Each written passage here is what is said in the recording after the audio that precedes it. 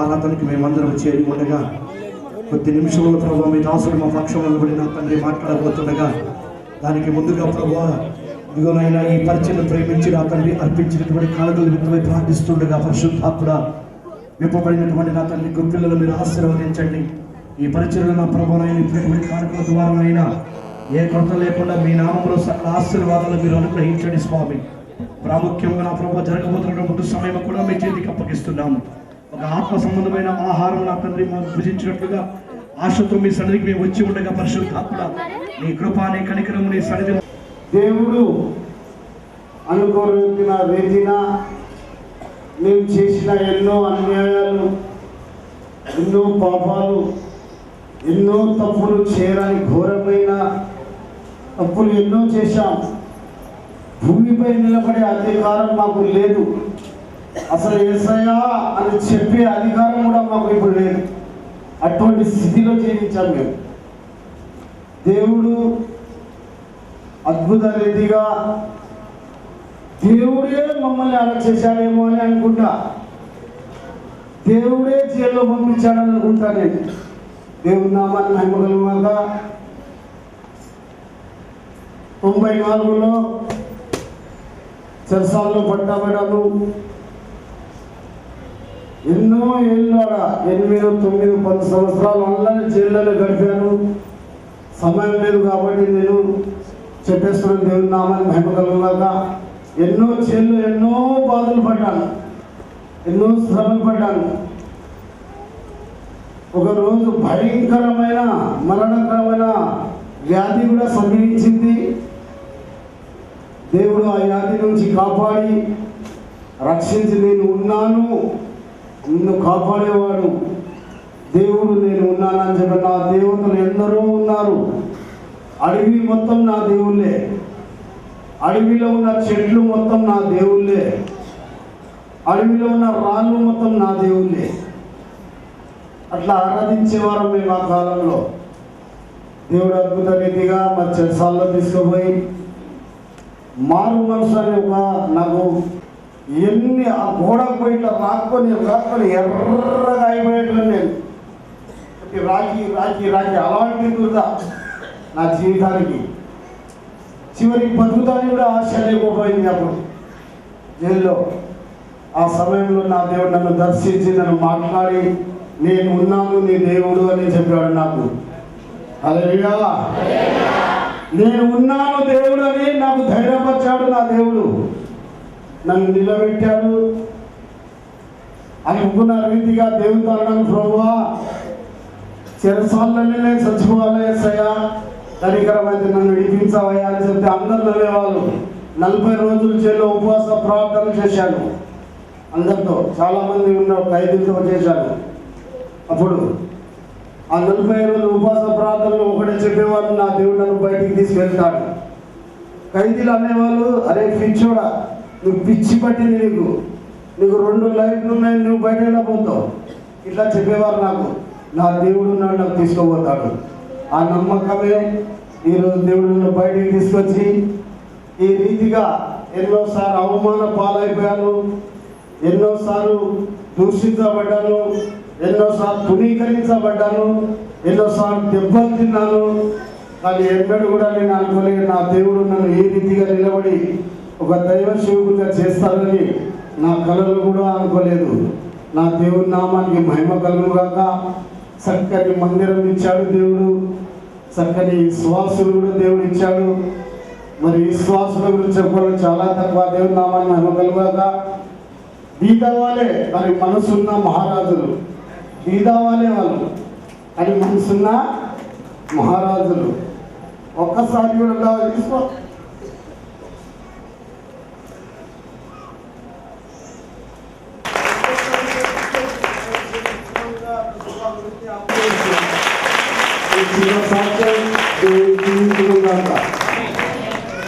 దైవ సేవకుడిని దేవుడు ఒక క్షణం ప్రభువుని స్తుతించి ఆమేన్.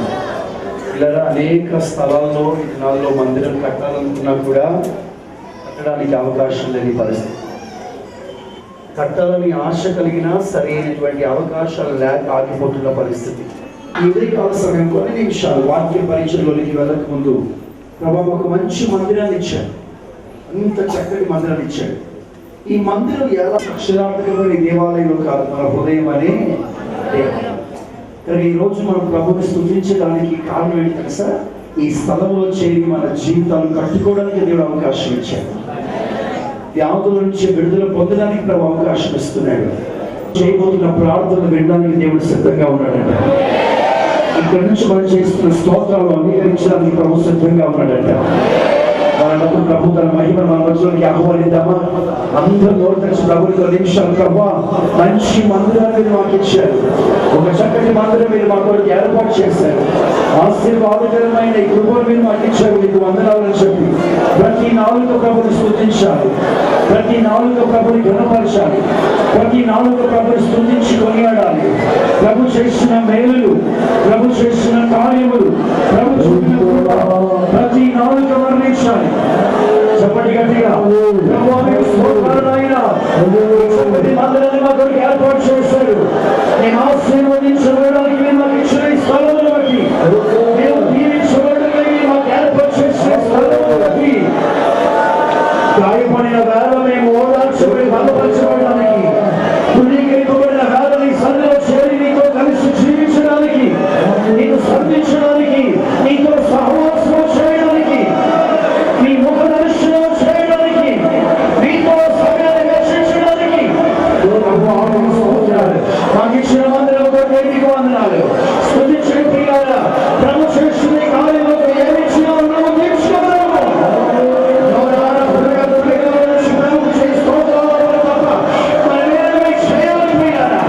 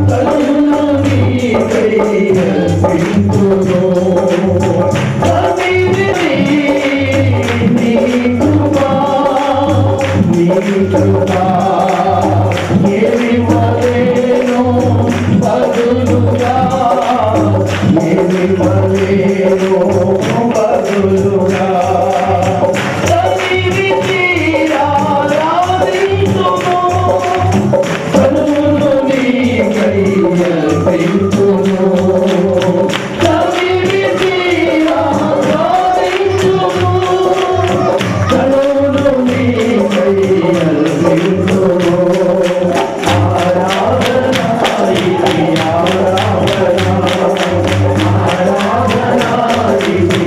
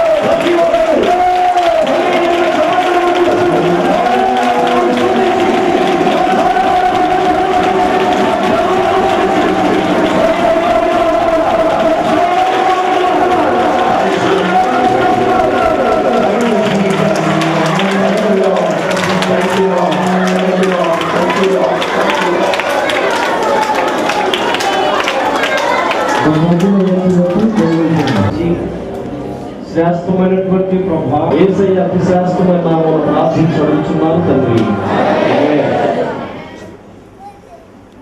అందరూ అలాగనే కూర్చున్నాం. దైవ సందేశం ఇవ్వబోతున్న శుభప్రదమైన మంచి అందరూ అలా మౌనంగా నిశ్శబ్దంగా కూర్చోవాలి. ఆ హృదయపూర్వకమైన లక్ష్యంగా మారేది. ఈ సెల్ ఫోన్ అన్ని స్విచ్ ఆఫ్ చేయండి, లేదంటే సైలెంట్ ఉండదు. మధ్యలో లేచిపోవటానికో ఫోన్ మాట్లాడటానికో ఏమాత్రమైన అనుమతి లేదు. పిల్లలని అల్లరి చేయకుండా వారిని జాగ్రత్తగా మధ్య ఉంచుకోవాలని కోరికలు మనం చేసుకుంటాం. పిల్లలై కలుస్తారు. దేవుడు నీతో ఉన్నాడు కనుక నువ్వు వెళుతూ నా ఆశీర్వదించి వెళ్ళాడు. అలాగే ఈరోజు మన మధ్యలోకి వచ్చిన దేవజనుడు సురేష్ అయ్య గారితో నువ్వు ఉన్న మేము దాన్ని కళ్ళారా చూస్తున్నాం, అనుభవిస్తున్నాం. దేవునికి స్తోత్ర. అటువంటి గొప్ప దైవజనులు పరిశుద్ధులు మన ప్రాంతాన్ని దర్శించడానికి రావటమే మన గొప్ప భాగ్యం. దైవజనులు పాదాలు నొప్పి మందిరాన్ని ప్రతిష్ఠించారు. ఇప్పుడున్న దానికన్నా రాబోతున్నాలో దేవుడు 100 రెట్లు మందిరాన్ని ఆశీర్వదించుగాక. హల్లెలూయా, హల్లెలూయా. సభలో దేవుడు మనకి వాక్య పరిచయం చేస్తారు.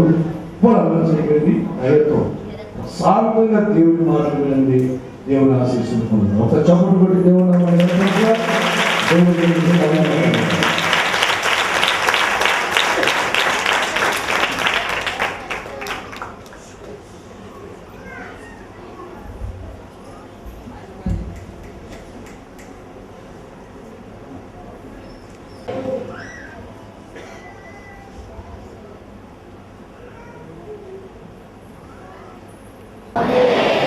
దేవుడి జన సంఖ్యను 1000 రెట్లు అవ్వనట్లుగా దేవుడు ఆశీర్వదించుగాక.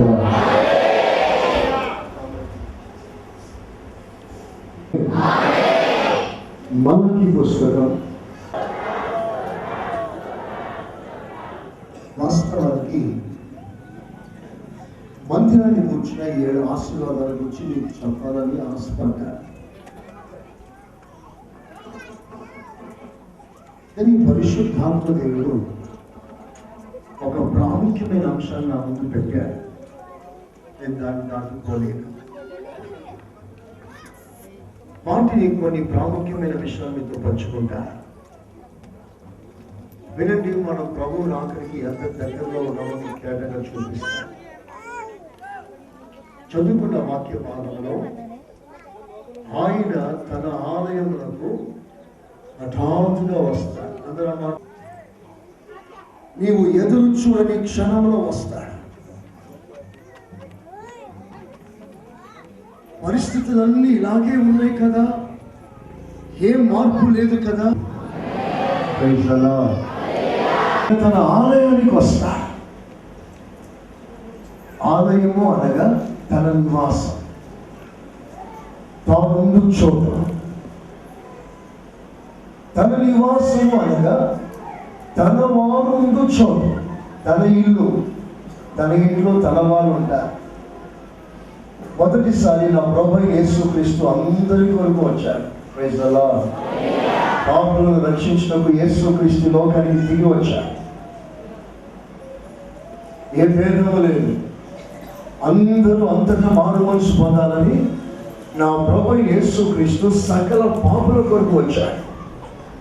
కానీ రెండవసారి పాపుల కొరకు రాడు, పాపము లేని వారి కొరకు రాబోతున్నాడు.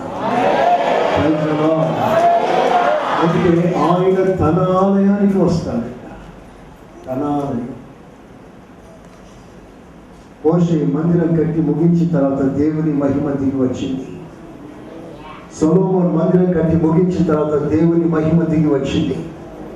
కాలము పరిపూర్ణమైనప్పుడు ప్రభువైన యేసుక్రీస్తు లోకానికి దిగి వచ్చాడు. అలాగే సంఘము కట్టబడిన తర్వాత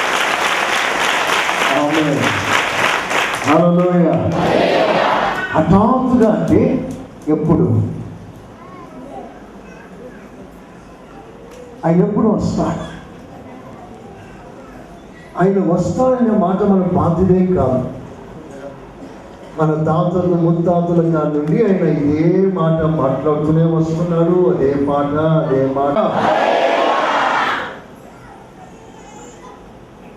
ఈ ప్రపంచం అంతా దేవుడు 6 రోజుల్లో చేసి ముగించాడు. In 6 days.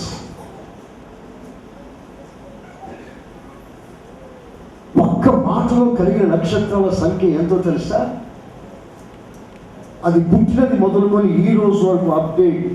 ఈవెన్ టుడే ఈ రోజు వరకు ప్రపంచంలో ఎంతమంది సైంటిస్టులు ఉన్నారో వారందరూ రౌండ్ టేబుల్ కాన్ఫరెన్స్ వేసుకొని స్టార్స్ సంఖ్య ఎంత అని అంచనా వేయాలని ప్రయత్నం చేసినా వారి అంచనకు కూడా అందనంతగా ఒక్క మాటలో దేవుడు సృష్టించాడు.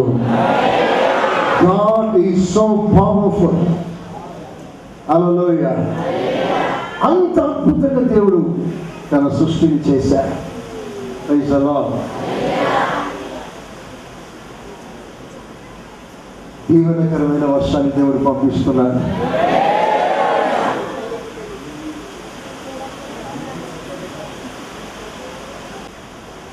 మహిమ గల జీవులు కలుగును గాక అని ఒక్క మాట పలికితే ఆ మాటలో కోట్ల కొద్దిగా దేవదూతలు పుట్టుకొచ్చేశారు.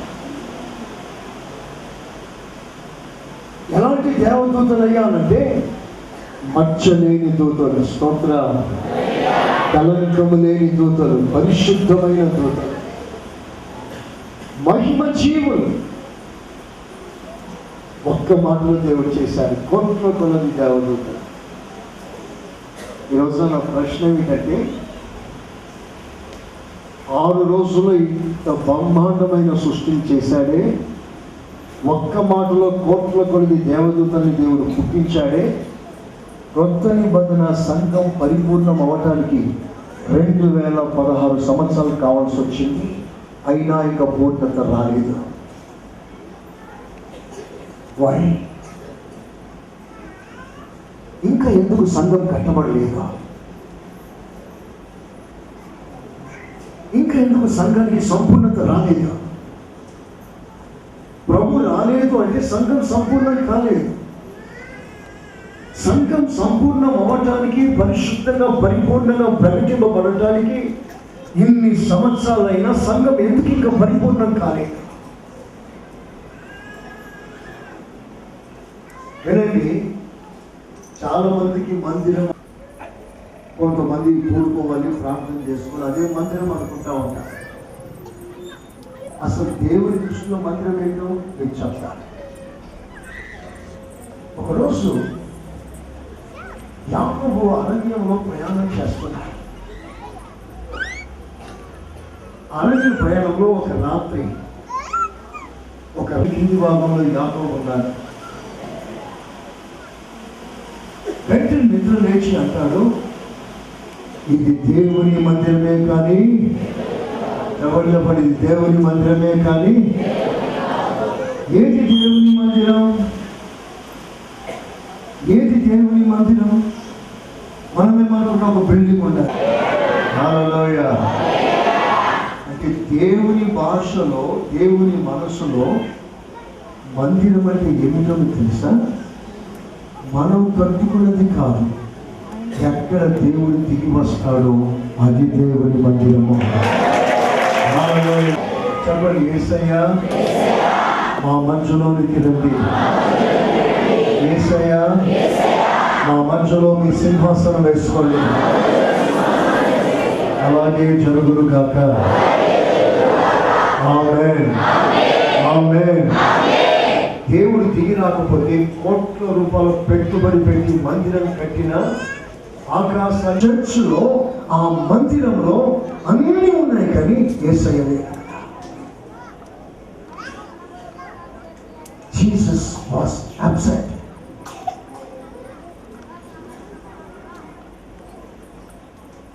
ఇదంత పెద్ద షాక్. బైబిల్ ఏం చెప్తుంది? ఎక్కడ 2-3 కూడి ఉంటారు అక్కడ ఉంటారన్నాడు దేవుడు. మరి ఎందుకు అక్కడ లేడు? ఆ చర్చిలో ఎందుకు లేడు? ఆ చర్చి పేరు నవోదికయ, ఎండ్ టైమ్ చర్చ్. బైబిల్ సెలవిస్తుంది యేసయ్య బయట ఉన్నాడంట, లోపల లేడు.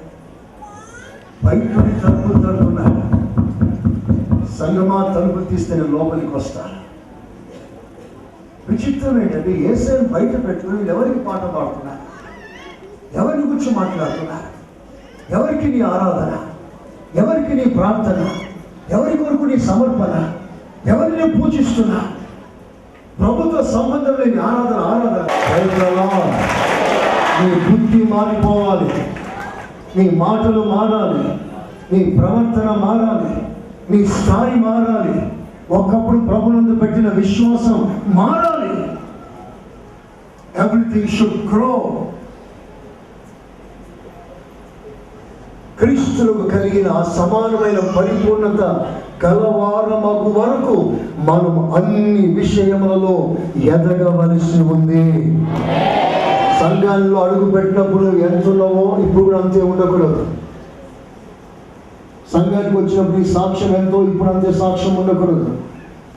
సంఘంలో అడుగు పెట్టినప్పుడు నీ జీవితం ప్రార్థన జీవితం ఎంతో ఇప్పుడు కూడా అంతే ఉండకూడదు. అది ఎదగాలి. అందరు చేతులెత్తి ఆమేనండి. అందరు చేతులు పైకెత్తండి. చెప్పండి, నేను ఎదిగించయ్యా, నన్ను ఎదిగించయ్యా, నన్ను ఎదిగించయ్యా. భూమిలో పట్టిన విత్తనం పెరుగుతుంది, ఆ పరిపూర్ణతలోకి రావాలి. సంఘం అంటే 2 పాటలు, 2 డోలకులు, 2 డ్రమ్ములు కాదు. సంఘం అంటే ఒక ప్రసంగం, 2 పాటలు, 2 ఆరాధన కాదు. సంఘం అంటే సంపూర్ణంగా నిండి ఉన్నదే సంఘం. ఆమేన్. క్రీస్తు యొక్క సకల పరిపూర్ణత చేత నింపబడింది సంఘం. కనుక రోజు రోజు ఆ ఎదుగుదల కూర్చున్న వాంఛ మిమ్మల్ని పీడించాలి. భౌతికంగా మనుషులు అది లేదే ఇది లేదే బాధపడతా ఉంటారు. ఒక ఇల్లు కట్టుకోలేకపోయామే, డబ్బు సంపాదించలేకపోయామే, మన పిల్లల మీద ఆస్తి పెట్టలేకపోయామే. ఇదంతా లోకస్తులు చింతించాలి. మనం కాదు. మన బాధ ఏమిటి అంటే నేను ఇంకా కొరత తీర్చుకోలేకపోతున్నాను, ఈ బలహీనతల నుంచి పోవట్లేదే, ఈ కన్నీళ్లు కాల్చి ప్రసవేదన పడకపోతే ఆ పరిపూర్ణత మీకు రాదు. యాక్చువల్లీ సబ్జెక్ట్ అంతా కూడా ఎవరు కట్టాలి, ఎలా కట్టాలి, ఎందుకు కట్టాలి అంశంలో పొందుపరచబడింది.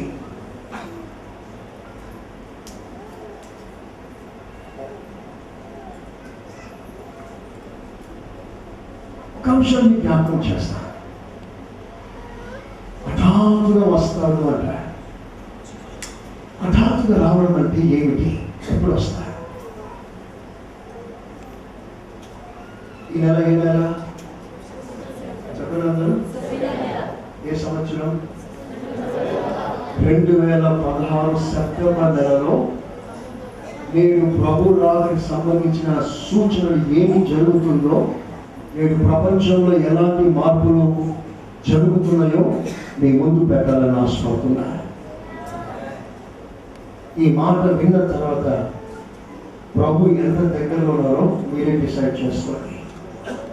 నేను డేట్ చెప్పట్లేదు. The time of his coming.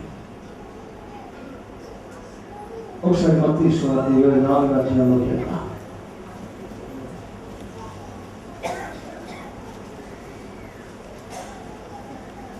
మూడవ వాక్యం చూస్తారా? ఆయన ఒలీవల కొండ మీద కూర్చున్నప్పుడు శిష్యులు ఆయన ఎదుకు ఏకాంతముగా వచ్చి, ఇవి ఎప్పుడు జరుగును? నీ రాకడలో ఈ యుగ సమాప్తికి సూచనలు ఏమిటి మాతో చెప్పమనగా, ఇక్కడ యేసు వారితో ఇట్లా నేను తలను పెంచుతున్నందరూ చూడండి.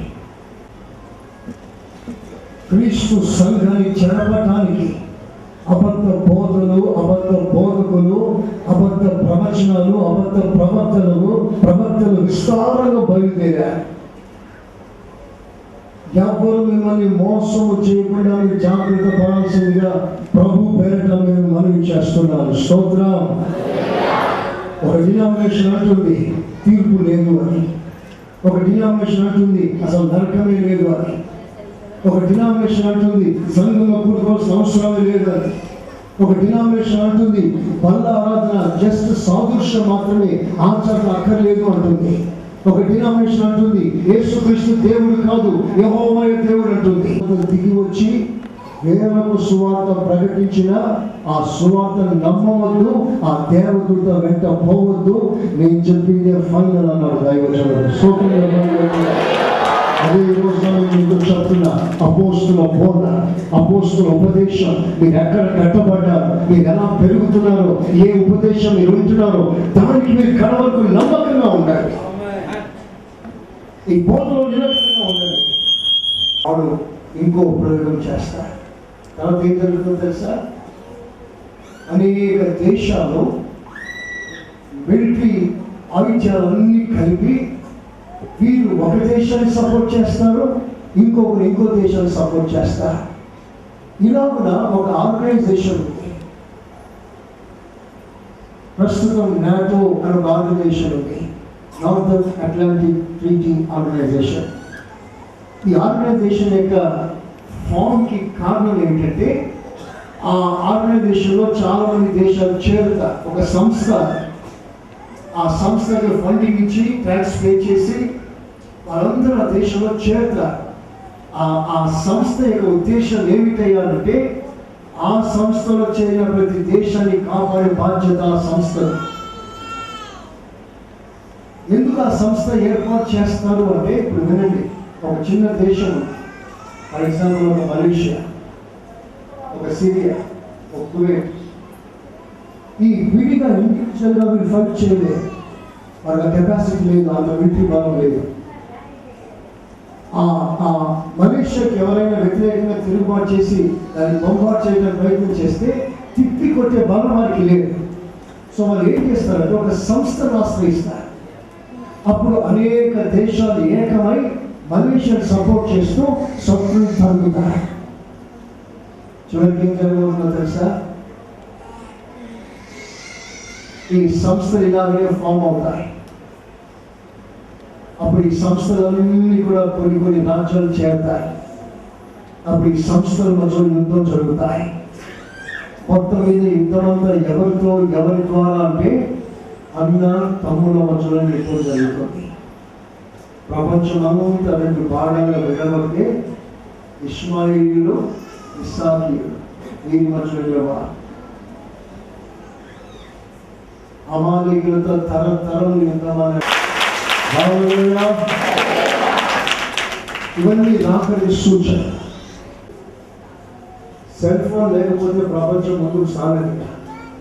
పెద్ద ఫుల్ స్టాప్ వేసుకోండి. ఇంచుమించు అందరి చేతిలో సెల్ ఫోన్ ఉన్నాయి. ఈ సెల్ ఫోన్లో ఉన్న సాధారణ టార్గెట్ మీకు చూపిస్తాను. ఇప్పుడు వినండి. సెల్ ఫోన్లో ఏముందనుకుంటారు? సిమ్ కార్డులో ఏముంటుందా మీరు అడుగుతారేమో. వచ్చిన కాపర్ ప్లేట్ ఉంటుంది. ఆ కాపర్ ప్లేట్ ని RFID అంటారు. ఏమంటారు? Radio frequency identity. మీరు ఇక్కడ హలో అన్నారు. అమెరికాలో ఒక వ్యక్తితో మాట్లాడుతున్నారు. ఇక్కడ హలో అనగానే అమెరికాలో ఉన్న వ్యక్తి ఏమంటున్నారు? మీరు ఇక్కడ మాట్లాడింది అక్కడ అనిపించింది. హలో, నేను హలో అంటే మీరు విన్నారు, దగ్గర ఉన్నాను కాబట్టి. అమెరికాలో ఉన్న ఒక వ్యక్తి నీ హలోని స్పందించి హలో అంటాడు. నువ్వు మాట్లాడింది వింటున్నాడు, ఆయన మాట్లాడి నువ్వు వింటున్నా. సో డిస్టెన్స్, ఇంత లాస్ట్ గ్యాప్లో ఆయన మాటలు నీ దగ్గరికి ఎలా వచ్చింది, నీ మాటలు ఆయన దగ్గరికి ఎలా వెళ్ళింది? Very simple. నువ్వు హలో అనేది ఏమవుతుందంటే ఈ ఏరియా టవర్ దగ్గరికి వెళ్తుంది. అందులో ఒక రాడర్, ఆ రాడర్ నుండి శాటిలైట్, ఆ శాటిలైట్ నుండి ఎవరితో మాట్లాడుతున్నావో ఆ సరౌండింగ్స్ ఉన్న ఆ రాడర్ ఆ టవర్ దగ్గరికి వెళ్తుంది. ఆ రాడర్ ఆ టవర్ దగ్గర నుంచి ఆ వ్యక్తి సెల్ ఫోన్లోకి వస్తుంది. అది RFID. ఒక హలో అంటే ఇంత కార్యాలు జరుగుతున్నాయి. ఈ మాటని రేడియో ఫ్రీక్వెన్సీ మోసుకుంటూ వెళ్తుంది, రాడర్లోకి వెళ్తుంది. రాడర్ నుండి శాటిలైట్ వెళ్ళిపోతుంది. శాటిలైట్ నుండి ఆ వ్యక్తి ఏ దగ్గర ఉన్నారో, ఏ టవర్ దగ్గర ఉన్నారో ఆ టవర్ సంబంధించిన రాడర్లోకి వస్తుంది. అక్కడి నుంచి ఆ వ్యక్తి దగ్గరికి వెళ్తాడు. What a great science it is. ఇందులో ఏముంది అనుకుంటారు? వినండి. నువ్వు మాట్లాడే ప్రతి మాట ఎక్కడ తెలుస్తున్నది? ఎంత దూరమైన వెళ్ళిపోతుంది. ఈ మధ్య వీడియో కాన్ఫరెన్స్ ఎక్కువ ఉన్నాయి. ఈ ముఖము చూస్తూ వాళ్ళు మాట్లాడతారు, వాళ్ళ ముఖం చూస్తూ నువ్వు మాట్లాడవచ్చు. వీడియో ఫోన్స్, స్మార్ట్ ఫోన్స్లో ఫెసిలిటీస్ ఉన్నాయి. అక్కడ వ్యక్తి ఇక్కడికి ఎలా వచ్చాడో ఎవరికి అంతుపడట్లేదు. ఒక టేబుల్ దీని కారణం హోషేయ 4:3. ఒకసారి చదవండి. హోషేయ 4:3.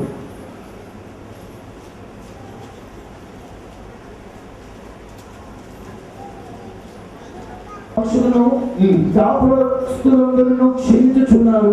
ఆకాశ పక్షులు అందులో మనకి ఆకాశ పక్షులను కాపురస్తులందరూ క్షీణించుచున్నారు.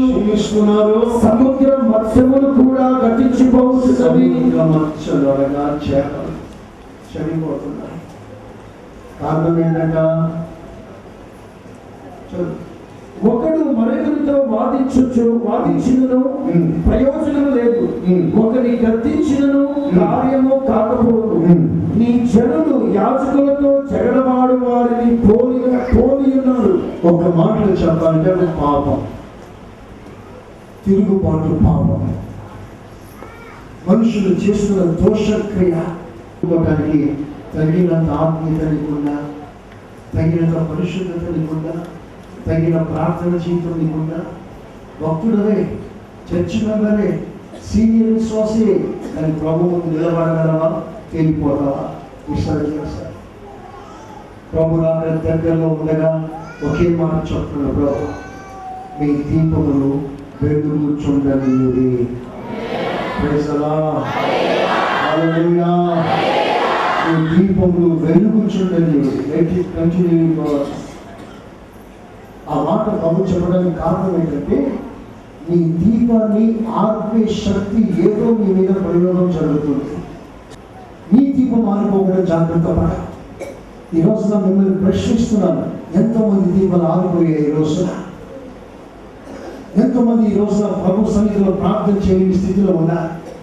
ఎంతోమంది ప్రభు సన్నిధిలో ప్రార్థన చేసి ఒక దైవికమైన సన్నిధి, సంతోషం, స్పర్శ అనుభవించలేని స్థితిలో ఇప్పుడు ఉన్నారు. దేవునితో మీకున్న సంబంధం తెగిపోయింది అని మనసాక్షి గద్దిస్తుంది. దేవునితో నీకున్న చనువు ఇప్పుడు లేదు అని గద్దిస్తుంది. ఒకప్పుడున్న మొదటి ప్రేమ, మొదటి వైరాగ్యం, మొదటి విశ్వాసం, మొదటి తీవ్రత ఇప్పుడు నీకు లేదు అని ఆత్మీయుడు గద్దిస్తున్నప్పుడు కూడా చాలా మంది మనస్సాక్షిని చంపుకొని సాగిపోతుంది. సాగిపోతున్నారు. సైతాన్ని మోసం చేయనివ్వకండి. ఆత్మలు ఆనుకుంటున్నట్లు కనుక ప్రభు ముందు నిలబడాలి. కనుక ఒక చర్చ్ మీకు ఇచ్చారు. ఒక చర్చ్. ఈ చర్చ్లో జరిగే 2 కార్యాలు తెలుసా? నువ్వు దేవుని మందిరంలోకి వచ్చినప్పుడు నీ ప్రవర్తన చెప్పండి. ఈ చర్చ్ దేవుడు ఎందుకు ఇచ్చారంటే నీ ప్రవర్తన చూసుకోవడానికి ఇచ్చారు. సెకండ్, నువ్వు దేవుని మందిరంలో నీ దేవుని సన్నిధిని కనబడుతుంటే సిద్ధపడు. మాట్లాడండి. నీ దేవుని సన్నిధిని కనబడుతుంటే సిద్ధపడి రావాలి. చర్చ ఎందుకంటే 2 విషయాలు. ఒకటి, నీ ప్రవర్తన జాగ్రత్తగా చూసుకో, అంటే సరి చేసుకో. రెండవదిగా దేవుడు ఎందుకు నీకు ఇచ్చాడంటే నీవు సిద్ధపరచుకో. 2 మాటంటారా? ఒకటి చెప్పండి, సరి చేసుకో. 2, సిద్ధపరచుకో. అని చెప్పండి గట్టిగా.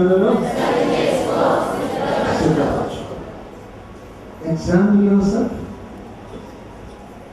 Prepare yourself. ఈ మందిరంలో రాజకీయాలు చేయడానికి కాదు, పదవిని ఆశించడానికి కాదు, పేరు పొందడానికి కాదు, నేను గొప్ప చెప్పుకోవడానికి కాదు. తీసేసుకోవాలి. శరీర జీవితం పోవాలి, ఆత్మీయ జీవితం బలపడాలి. స్తోత్రం. హల్లెలూయా. మనుష్య తత్వం చచ్చిపోవాలి, దైవత్వంతో నింపబడాలి.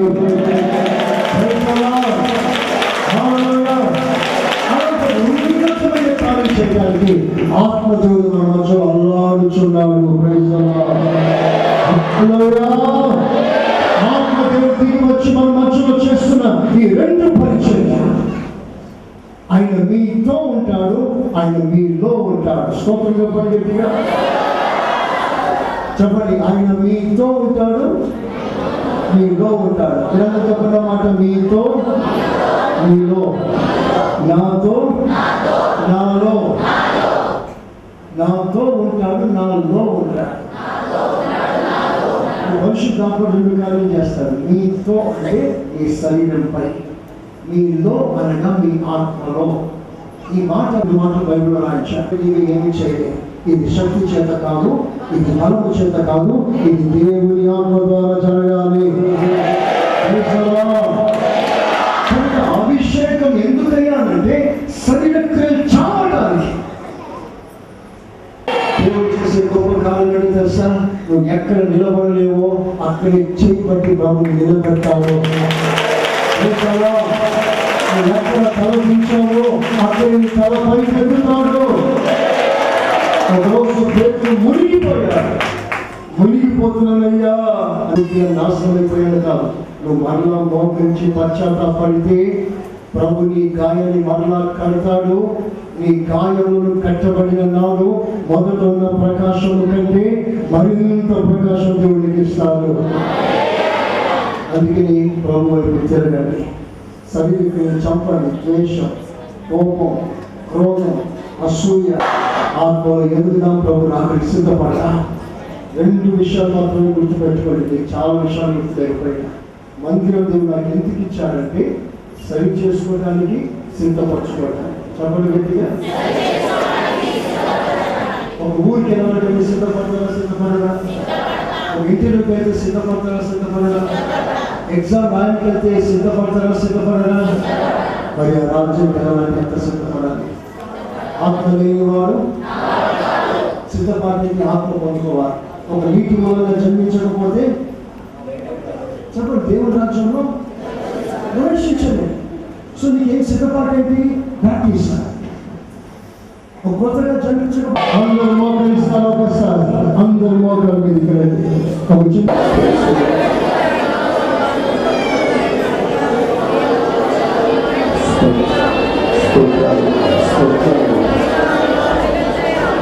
Praise the Lord, praise the Lord, praise the Lord, praise the Lord, praise the Lord, praise the Lord. మనస్ఫూర్తిగా మన పొరపాటులు, మన పాపములు, తప్పిదములు ఏదైనా ప్రభువును సరిచేయండి. ఆయన మీ రాకడ దినము సమీపంలో ఉన్నది.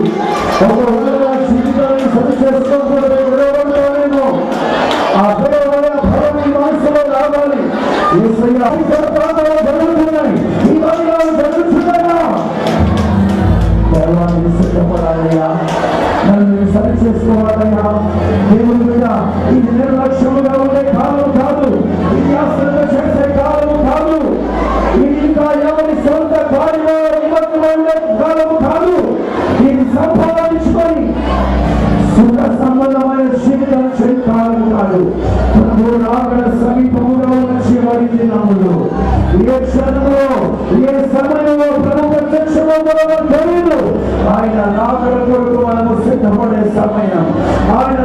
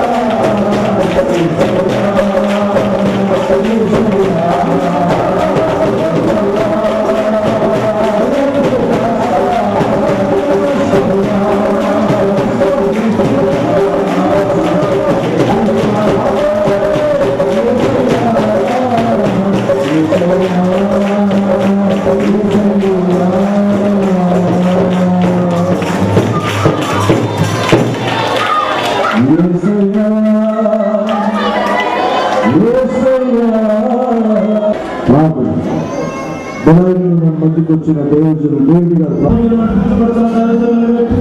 మాతో మాట్లాడి ప్రతి మాటను బట్టి స్తోత్రం మీరు సహాయం చేయండి. ఈ నూతన మందిర యొక్క ప్రారంభ దినమందు ఒక ప్రత్యేక వ్యక్తిలో మాట్లాడి ప్రజలను ధైర్యపరిచేవాడు సహాయం చేయండి. ఒక గొప్ప సిద్ధపాటు కలిగి ప్రభా ఈ మందిర ఆవరణలో పరిశ్రమ ప్రతి ఒక్కరిని కూడా ప్రవర్తన సరిచేయబడినట్లుగా సహాయం చేయండి. సిద్ధపాటు కలిగిన వారిని సహాయం చేయండి. అయ్యా మీరు అక్కడ సూచనలు ఇప్పుడుగా జరుగుతున్నది ఈ ప్రపంచం యొక్క పరిస్థితులను విశ్వాసులను దేవుడు అనుగ్రహించినది. ఒకసారి చేతులెత్తి దేవునికి స్తోత్రాలు చెల్లిద్దాం. ఈ పరిచర్య ఇంకా ఈ ప్రాంతం ప్రజలకు అనేక మందికి ఆశీర్వాదకరంగా దేవుడు మార్చుగా దేవునికి స్తోత్రాలు చెల్లిద్దాం. విస్తారమైనటువంటి ప్రజలను దేవుడు దండోపుదండుగా తోడుకొని వచ్చి మందిరంలో ఆధ్యాత్మికమైనటువంటి మందిరంగా కట్టినట్లు కట్టబడినట్లు ప్రభు కృప చూపునట్లు దేవునికి స్తోత్రాలు చెల్లిద్దాం.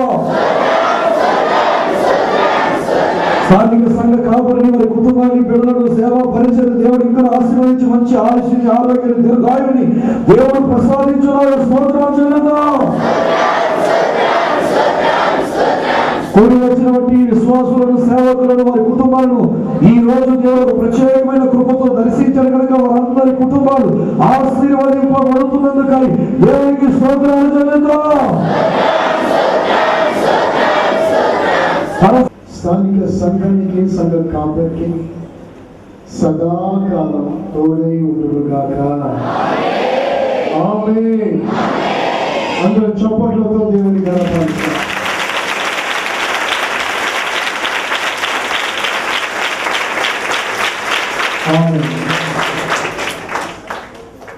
దేవునికి స్తోత్రం. అందరికీ వందనాలు. ఒక మాట గమని